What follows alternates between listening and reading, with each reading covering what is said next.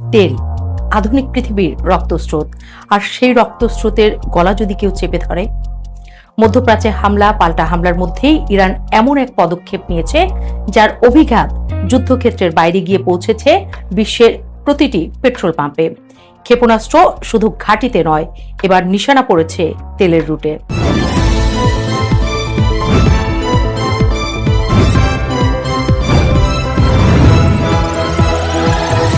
Hormuz প্রণালী, যেখান দিয়ে বিশ্বের প্রায় 1/5 জ্বালানি প্রবাহিত হয়, সেখানে তৈরি হয়েছে ভয়, অনিশ্চয়তা আর স্থবিরতা। প্রশ্ন এখন একটাই, ইরান কি যুদ্ধক্ষেত্র বদলে দিয়েছে? মধ্যপ্রাচ্যে যা ঘটছে সেটিকে শুধু সামাজিক উত্তেজনা বললে ভুল হবে। এটি ছিল শক্তির নতুন প্রদর্শন, যেখানে গোলা বারুদের চেয়েও বড় অস্ত্র হয়ে উঠেছে জ্বালানি। যুক্তরাষ্ট্র ও ইসরায়েলের হামলার জবাবে ইরান সরাসরি যুদ্ধক্ষেত্রের বাইরে গিয়ে আঘাত হানতে শুরু করেছে। মধ্যপ্রাচ্যের বিভিন্ন দেশে অবস্থিত মার্কিন স্থাপনাগুলোকে লক্ষ্য করে পাল্টা আক্রমণের পাশাপাশি হরমুজ প্রণালীর কাছে একাধিক তেলবাহী জাহাজে হামলার ঘটনা আন্তর্জাতিক বাজারকে মুহূর্তেই নাড়িয়ে দিয়েছে। এই একটি পদক্ষেপই বিশ্ব অর্থনীতিকে সতর্ক সংকেত দিয়েছে, কারণ হরমুজ প্রণালী শুধুমাত্র একটি জলপথ নয়, এটি পৃথিবীর জ্বালানি সরবরাহ ব্যবস্থার কেন্দ্রবিন্দু। বিশ্বের প্রায় 20% তেল ও গ্যাস প্রতিদিন এই সরু সমুদ্রপথ অতিক্রম করে, অর্থাৎ এখানে সামান্য অস্থিরতাও তেলের বিশ্ববাজারে বিশাল প্রভাব ফেলতে পারে। আর ইরান ঠিক সেই জায়গাতেই চাপ সৃষ্টি করেছে। তেহরান সরাসরি সতর্ক করেছে যে এই জলপথ দিয়ে নৌযান চলাচল নিরাপদ নয়। ফলাফল দেখা যায়, কয়েক ঘন্টার মধ্যেই আন্তর্জাতিক জাহাজ চলাচল ধীর হয়ে পড়ে। বহু ট্যাঙ্কার নিরাপদ দূরত্বে নোঙর ফেলে অপেক্ষা শুরু করে। ট্র্যাকিং প্ল্যাটফর্ম কেপলারের তথ্য অনুযায়ী অন্তত 150টি তেলবাহী জাহাজ প্রণালীর উপর আটকে আছে। বিমা খরচ বেড়ে যাওয়ায় অনেক কোম্পানি ঝুঁকি নিতে রাজি হয়নি, আর বাজার তার সঙ্গে সঙ্গে প্রতিক্রিয়া দেখায়। ব্রেন্ট ক্রুডের দাম এক লাফে 10% বেড়ে ব্যারেল প্রতি $82,000 ছাড়িয়ে যায়, যদিও পরে কিছুটা কমে $79 নেমে আসে। তবুও বিশ্লেষকদের মতে এটি ছিল একটি সতর্ক সংকেত। বাজার ভয় পেতে শুরু করেছে। একদিকে মার্কিন তেলের দামও দ্রুত বেড়ে দাঁড়ায় $72 উপরে। বিশ্লেষক শৌল কাভুনিকের মতে এখানে উৎপাদন অবকাঠামো সরাসরি লক্ষ্যবস্তু হয়নি বলে বাজার পুরো আতঙ্কে যায়নি, কিন্তু পরিবহন ব্যবস্থা যদি দীর্ঘদিন বিঘ্নিত থাকে তাহলে পরিস্থিতি দ্রুত বদলে যেতে পারে। অর্থাৎ যুদ্ধ এখন সরাসরি তেলের সরবরাহর লাইনে এসে দাঁড়িয়েছে। এখানেই ইরানের কৌশলগত শক্তি স্পষ্ট হয়ে ওঠে। সামরিক শক্তিতে যুক্তরাষ্ট্রের সঙ্গে সরাসরি প্রতিযোগিতা কঠিন হলেও ভূগোল ইরানের সবচেয়ে বড় অস্ত্র। হরমুজ প্রণালী তাদের দক্ষিণ উপকূল ঘেঁষে অবস্থিত, ফলে এই পথের নিরাপত্তা প্রশ্নবিদ্ধ করলেই বিশ্ব অর্থনীতিতে চাপ তৈরি করা সম্ভব। এ যেন যুদ্ধক্ষেত্রের বাইরে বসেই প্রতিপক্ষকে অর্থনৈতিক চাপের মধ্যে ফেলে দেয়া। বিশ্লেষকদের কেউ কেউ সতর্ক করেছেন, সংঘাত দীর্ঘস্থায়ী হলে অপরিশোধিত তেলের দাম ব্যারেল প্রতি $100 ছাড়িয়ে যেতে পারে, আর সেটি ঘটলে বিশ্বব্যাপী মুদ্রাস্ফীতি নতুন করে মাথাচাড়া দেবে। খাদ্য, পরিবহন, শিল্প সবখানেই খরচ বাড়বে। অর্থনীতিবিদ সুবিধা সুব্রামানিয়ামের ভাষায়, দীর্ঘ সময় তেলের দাম বেশি থাকলে সেটি ধীরে ধীরে সব পণ্যের দামের সঙ্গে মিশে যায় এবং শেষ পর্যন্ত বৈশ্বিক মুদ্রাস্ফীতিতে রূপ নেয়। এই আশঙ্কা থেকেই ওপেক প্লাস দ্রুত পদক্ষেপ নিয়েছে। তারা দৈনিক উৎপাদন বাড়ানোর সিদ্ধান্ত নিয়েছে, যাতে বাজারে সরবরাহ বাড়িয়ে দাম নিয়ন্ত্রণে রাখা যায়। তবে প্রশ্ন রয়ে গেছে, সরবরাহ বাড়লেই কি সমস্যার সমাধান হবে? কারণ সমস্যা উৎপাদনে নয়, পরিবহনে। যদি জাহাজ নিরাপদে চলাচল করতে না পারে, তাহলে অতিরিক্ত উৎপাদিত তেলও বাজারে পৌঁছাবে না। এদিকে ইরান দাবি করেছে পশ্চিমা দেশের তেলবাহী ট্যাঙ্কার ক্ষেপণাস্ত্রের আঘাতে ক্ষতিগ্রস্ত হয়েছে। যদিও যুক্তরাষ্ট্র ও যুক্তরাজ্য আনুষ্ঠানিকভাবে এই বিষয়ে মন্তব্য করেনি, তবুও আন্তর্জাতিক সামুদ্রিক সংস্থাগুলো জাহাজগুলোকে সর্বোচ্চ সতর্কতায় চলাচলের নির্দেশ দিয়েছে। ফলে তৈরি হয়েছে এক অদ্ভুত পরিস্থিতি। যুদ্ধ চলছে সীমিত পরিসরে, কিন্তু তার অর্থনৈতিক কম্পন বিশ্বজুড়ে অনুভূত হচ্ছে। এই মুহূর্তে সবচেয়ে বড় প্রশ্ন হলো, ইরান কি সরাসরি সামরিক সংঘর্ষের পাশাপাশি জ্বালানি অর্থনীতিকে অস্ত্র হিসেবে ব্যবহার করছে? যদি হরমুজ প্রণালী দীর্ঘ সময় অচল থাকে, তাহলে তেলের দাম অনেক অনেক বেশি বেড়ে যেতে পারে, এমন আশঙ্কা ইতিমধ্যে উচ্চারণ করছেন বিশ্লেষকরা। আর সেটি হতে পারে এই সংঘাতের সবচেয়ে বড় মোড়। কারণ আধুনিক যুদ্ধ শুধু বন্দুক বা ক্ষেপণাস্ত্র দিয়ে জেতা যায় না, কখনো কখনো জিততে হয় সরবরাহ শৃঙ্খলা নিয়ন্ত্রণের মাধ্যমে। মধ্যপ্রাচ্যের আকাশে এখনো উত্তেজনা ঘনীভূত।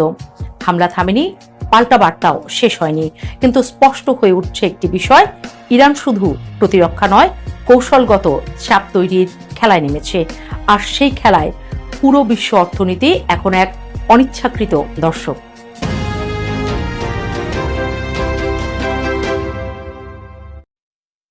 নমস্কার, আমি তরুণ ঘোষ। কিছুদিন আগেই দর্শক আমি বলেছিলাম যে এখন ভারতবর্ষ তাল টুকছে, পাকিস্তান অ্যাটাক করার তাল টুকছে, মানে তাল টোকা বলে না, তাল টুকছে।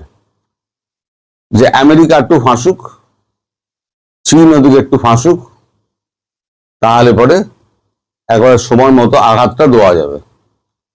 এবং কালকে সংসদে দাঁড়িয়ে ভারতবর্ষের এই মানে পরিকল্পনার কথা জানিয়েছেন পাকিস্তানের রাষ্ট্রপতি। তিনি বলছেন পাকিস্তানের বিরুদ্ধে আরো এক যুদ্ধের প্রস্তুতি নিচ্ছে ভারত। দাবি পাক প্রেসিডেন্ট জারদারির নয়াদিল্লিকে শান্তি রক্ষার বার্তা। এখন শান্তি রক্ষা করতে চাইছে, এত কিছু করার পর এখন বলছে আমরা শান্তি চাই, আমরা অশান্তি চাই না। ৭৪ বছর ধরে অশান্তি করে এখন বলছে আমরা শান্তির বার্তা ছড়াই। মানে চাপের নাম বাবাজি, বুঝলেন দাদা? এখন ব্যাপারটা হচ্ছে, যেটা লেখা হচ্ছে, পাকিস্তানের বিরুদ্ধে আরো এক যুদ্ধের প্রস্তুতি নিচ্ছে ভারত। সোমবার পাকিস্তানের পার্লামেন্টে দাঁড়িয়ে এমনই দাবি করলেন দেশের প্রেসিডেন্ট আসিফ আলী জারদারি।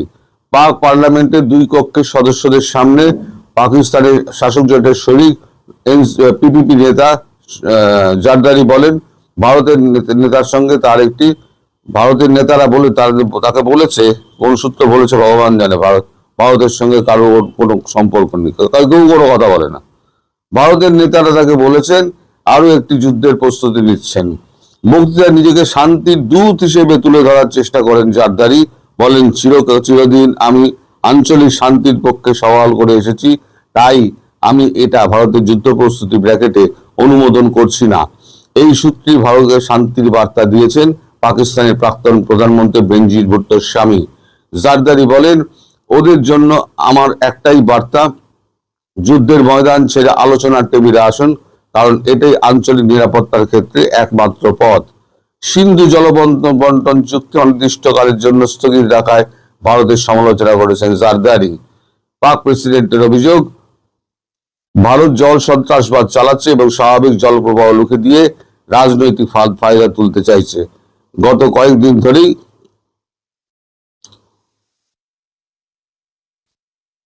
কয়েকদিন ধরেই আফগানিস্তানের সঙ্গে সামরিক সংঘাত চলছে পাকিস্তান। এই সংঘাতে দুপক্ষেরই বহু সেনা লোক নিহত হয়েছেন। সোমবার এই সংঘাতের প্রসঙ্গ উল্লেখ করেন জারদারি। বলেন, পাকিস্তানের পবিত্র ভূমিতে আমরা কোনো শক্তিকে ঢুকতে দেব না, কোনো পড়শিকে আমাদের শান্তি বিঘ্নিত করতে দেব না। আফগানিস্তানের তালিবান সরকারের উদ্দেশ্যে এই বার্তা দেওয়া হলেও কারো মতে আসলে এটা ভারতকে ছুঁতে চেয়েছেন পাক প্রেসিডেন্ট। কাবুলের সঙ্গে সংঘাত চলার সময় ইসলামাবাদ কেন ভারতের সঙ্গে যুদ্ধের আশঙ্কা প্রকাশ করলো তা স্পষ্ট নয়। নয়াদিল্লির তরফে এখনো পর্যন্ত এই বিষয়ে আনুষ্ঠানিকভাবে কিছু জানানো হয়নি, আর জানানোও হবে না। দীর্ঘদিন ধরে তোমরা এই জিনিসগুলো করে আসছো। আমি বারবার বলেছি যে এই যুদ্ধটা কিন্তু সিঁদুর স্থগিত আছে, এটা আবার যে কোনো সময় যে কোনো দিন চালু হবে। এবং আমি আপনাদের এও বলেছিলাম যে ভারত এখন শুধু সময়ের অপেক্ষা করছে, শুধু সময় যখন ঠিক হবে তখন কিন্তু ভারত দ্বিতীয়বার ছেড়ে কথা বলবে না, এবং এবার পাকিস্তান টুকরো হবে।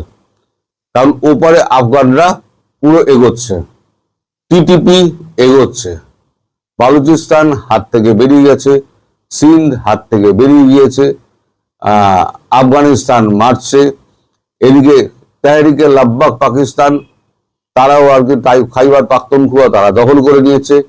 সব দিক দিয়ে একেবারে ভারত মানে আফগানিস্তান, টিটিপি, বিএলএ, যত সন্ত্রাসবাদী মানে স্বাধীনতা প্রিয় গোষ্ঠী আছে, আমি সন্ত্রাসবাদী বলবো না, তারা তাদের ভূমি স্বাধীন করতে চায়।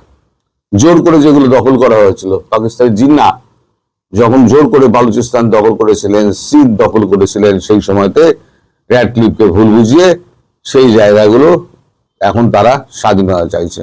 যেমন পাকিস্তান অকুপাইড জম্মু অ্যান্ড কাশ্মীর, আপনারা সকলেই এর ইতিহাস জানেন। এর পেছনে দোষ ছিল আমাদের জওহরলাল নেহরুর। ভারত যখন মারতে মারতে শিয়ালকোট অব্দি পৌঁছে গিয়েছিল, তখন তিনি ইউএনওতে চলে গেলেন। ওখানেই লাইন অফ কন্ট্রোল হয়ে যেত, কিন্তু আমাদের প্রাক্তন প্রধানমন্ত্রী জওহরলাল নেহরুর একটি দুর্বুদ্ধিতে সেইখানে ভারতকে ফিরে আসতে হয়। ভারত ওই জায়গা আর ধরে রাখতে পারেনি। কারণ ভারতের প্রধানমন্ত্রী যদি বলে দেন তোমরা ফিরে এসো, তাহলে সেনার পক্ষে ওখানে থাকা সম্ভব নয়। এখন পাকিস্তান বুঝতে পারছে যে এই আফগানিস্তান এত অস্ত্র এবং এত সাহায্য, এত খাদ্য, এত ওষুধ কোথা থেকে পাচ্ছে, খুব ভালো করে বুঝতে পারছে। বুঝতে পেরেই তারা এটাও তাদের গোয়েন্দা সূত্রে আইএসআই মারফত খবর পেয়েছে যে আফগানিস্তান যত এগোবে, বালুচিস্তান যত ফ্রি হবে, টিটিপি যত এগোবে, টিএলপি যত এগোবে, সিন্ধ যত আরো উত্তপ্ত হবে, তাহলে তাকে কোন দিকে যাবে? সে না পশ্চিম দিকে যেতে পারবে, না পূর্ব দিকে আসতে পারবে। এখন পূর্ব দিকে সমস্ত সেনা চলে গেছে পশ্চিম দিকে। এখন যদি ভারত আক্রমণ করে, তাহলে পাকিস্তানের পক্ষে ঠেকানোটা অত্যন্ত মুশকিল হয়ে যাবে। তাই আগে থেকে এখন শান্তির বার্তা শোনাতে লেগেছে আমাদের পাক প্রেসিডেন্ট জারদারি। কিন্তু তাদের যে সেনানায়ক আছেন, আমাদের ফিল্ড মার্শাল, আমরা বলি ফেইল মার্শাল, একটা যুদ্ধ না জিতে তিনি বড় বড় ব্যাচ সমস্ত লাগিয়ে রেখে দিয়েছেন। কোন যুদ্ধে জিতেছেন সেটা কিন্তু হিসেব কিন্তু তারা দিতে পারবেন না। আমাদের সেনারা, আমাদের সেনানায়করা, তারা 4-4টে যুদ্ধ জিতে তারা মেডেল অর্জন করেছে। তো যাই হোক, এখন তাদের মাথায় টনক নড়েছে যে এবার পাকিস্তান আক্রান্ত হবে ভারতের দ্বারা, এবং এবার হবে ডিসাইসিভ ওয়ার, মানে হয় এসপার নয় ওসপার। ভারত কিন্তু সিঁদুরের ব্যাপারে ভারত কিন্তু সমস্ত অস্ত্র বের করেনি। ভারতের ভাড়ারে কিন্তু আরো অস্ত্র রয়েছে। আর এই পাকিস্তানের সিঁদুরের অভিযান এবং ইরানের অভিযান, এই দুটো প্রমাণ করে দিয়েছে যে চীনে যে সমরাস্ত্র আছে এবং যে এডি সিস্টেম আছে, সে কোনো কাজের নয়। না ইরানকে বাঁচাতে পেরেছে, না পাকিস্তানকে বাঁচাতে পেরেছে। এমনকি আমেরিকান এডি সিস্টেম, তাও কিন্তু কোনো কাজে লাগেনি। ইরানের যে ব্যালিস্টিক মিসাইল, সেই ব্যালিস্টিক মিসাইল কিন্তু আমেরিকান এডি সিস্টেম কিন্তু আটকাতে পারেনি। সমস্ত আপনার মধ্যপ্রাচ্যটা দাউ দাউ করে চলছে, বাহারিন থেকে আরম্ভ করে ইউএই পর্যন্ত সমস্ত দাউ দাউ করে চলছে।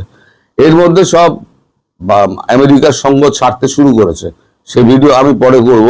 কারা কারা আমেরিকার থেকে দূরত্ব বাড়াচ্ছে, আমেরিকার সঙ্গে থাকতে চাইছে না, কারণ তাদের পিঠেও পড়বে। কিন্তু সব থেকে বড় কথা, এইবারে যে আক্রমণটা যেটা হয়েছে রিয়াদে, একেবারে আমেরিকান এমবেসির ওপরে আক্রমণটা হয়েছে। আমেরিকান এমবেসির ওপরে আক্রমণ হওয়ার অর্থ আমেরিকার ভূমিতে আক্রমণ করা। আমি আগেও বলেছি যে বাংলাদেশে ভারতের যে দূতাবাসটা রয়েছে, সেই দূতাবাসের জমিটা কিন্তু ভারতের, বা ভারতের যে বাংলাদেশের যে দূতাবাস রয়েছে, সেই জমিটা কিন্তু ভারতের হলো, আদতে হচ্ছে গিয়ে বাংলাদেশের ভূমি। এটাই হচ্ছে ইন্টারন্যাশনাল ল। তা এখন যখন আমেরিকার উপরে বকলমে আক্রমণ হয়ে গিয়েছে, তাহলে পরে আমেরিকাকে এখন মুখ বাঁচাতে গেলে একটা যুদ্ধে নামতেই হবে। সেক্ষেত্রে এই যুদ্ধে যখন নামবে, সেক্ষেত্রে ট্রাম্পের উপরে আরো চাপ বাড়বে। ট্রাম্প কিন্তু এখনো বুঝতে পারছে না যে কোন ফাঁদে পড়ে গেছে। নিজে ইউক্রেনকে আর রাশিয়াকে যুদ্ধে ফাঁসিয়ে দিল, ফাঁসিয়ে দিয়ে নিজের ভুলে নিজে এখন একটা লম্বা যুদ্ধে ফেসে গেছে। এই যুদ্ধ কবে থামবে কেউ বলতে পারে না। তবে ইরান কিন্তু ছেড়ে কথা বলবে না। আমি আগেও বলেছিলাম যে সিংহের নাকে সুড়সুড়ি দিয়েছিস, এখন যখন সিংহ হালুম করেছে, তাহলে পরে মরবি। ঘুমন্ত বাঘকে জাগাতে নেই, ঘুমন্ত সিংহকে জাগাতে নেই। আর ইরানে হাত দিয়ে আমেরিকার প্রেসিডেন্ট নিজের হাতটা পোড়ালেন। দুটোই কিন্তু আমি করেছিলাম আপনাদের স্মরণে থাকতে পারে। তো যাই হোক, যা অগ্রগতি হবে আমি আবার আপনাদের জানাবো। সবাই ভালো থাকবেন, সুস্থ থাকবেন এবং সাবধানে থাকবেন। আর পাকিস্তানের জন্য প্রার্থনা করবেন যেন ওপরওয়ালা পাকিস্তানকে বাঁচায়। ধন্যবাদ।